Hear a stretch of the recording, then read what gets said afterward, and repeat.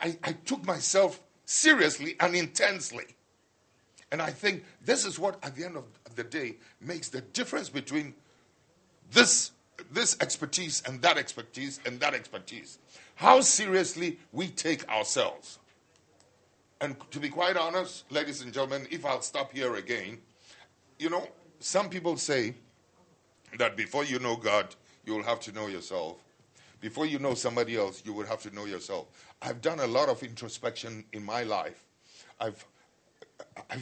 Before I can empathize with you, I must know myself well enough. The one thing about me, if I have succeeded for 18 years and I was not corrupted by power, is precisely because the only power I want in my life is power over myself, not power over somebody else. Power over my machine that I'm flying, not power over somebody else. I think I'll stop here. Wait, we're not finished with you yet. We're not finished yet. I have a question.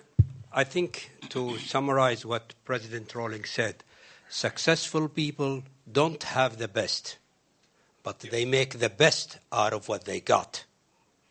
And they never think they know it all, and there's a learning process always ahead. Okay. They never make the mistake of thinking they know it all. Got it. Now I need to ask President Rawlings, you came to the top, and then you lost it all.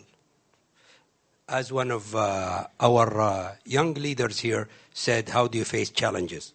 Now, from the top to the bottom, very few people on earth, very few leaders in the world have made it from the top to the bottom, and they goes up again. I could count them in my memory less than handful. Now, Mr. President, you were in the top, then you went all the way to the bottom. What we need to do is I need you to tell us, first of all, from a death sentence to the bottom, how did you climb? And please don't tell me when did you reach there. I'm interested to know when you were in the bottom, how did you reach up? The answer is very simple, dear sir. Okay, tell us. I sit here before you. I don't see myself as ever having climbed to the top. It depends what top are you talking You can talk about the presidency. Okay. When I was a president, I was a flight lieutenant. Heads of state, Exeter, were saying, we're your general, the five-star general. I said, the uniform does not make me. A priest friend of mine tried to give me a rosary to put around my neck. I said, I don't need it around my neck. The belief in Christ and the whatever it is, the passion of Christ, is in my heart. So keep your rosary, etc. In effect, what I'm trying to say, sir, is that what I've always been is what I still am. And my passion is just to strive for perfection. My passion, sir, let me tell you a little story. Okay. Because I said it yesterday, and I'm going to say it again. I'm saying that the day Africa is going to wake up to treat womanhood with the same level of respect and equality as we treat ourselves, that is when Africa will begin to change. When I was a young officer, my young daughter of 13 years old, and I could have used anybody else's daughter, a corporal's daughter, any common person, daughter. I taught her how to fly, and at the age of 13, she flew solo. I got out of the aircraft, she took off and landed, and I taught her how to fly properly in case of emergency. You know something? I did not do it because I wanted to bluff. I did it for a political reason. Sir, are you listening? Yes, sir. I did it for a political reason. I wanted to demonstrate to manhood, to our people, that let's stop underestimating the potency and the capability of the girl, child, woman. Too often, we relegate them into the background, and I did that to demonstrate the fact that they have the same capability, the same faculties as we have. And that changed. Because when Nkrumah, for instance, was trying to create our Air Force, the man thought, flying is those who are next to God, being the white man. They don't want to have anything to do with it. So Nkrumah wisely went behind the men, since we looked down on them, and actually picked on 2 women, taught them how to fly. That's when the men woke up. If a woman can do it, so can I. Except that we did not sustain it with time. So the concept, the perception of it died down till I taught this 13-year-old girl how to fly. Today she's a medical doctor and flies at the same time. But it opened a new world of recognition. My wife runs nursery schools all over the country. They try to destroy it. Apparently, I had a woman one day telling my wife that what a wonderful school she's going to. We're learning a few lessons from a 3-year-old child. She was insisting, come on, come and eat in a ghetto area. Stop wasting time. And the little 3-year-old child said, I'm washing my hands with soap to make my hands clean before I will come and eat. In the past, that wouldn't have happened. Do you understand what I'm trying to say? How, we learn from each other. Sir, so I think the passion to want to be a priest never changed.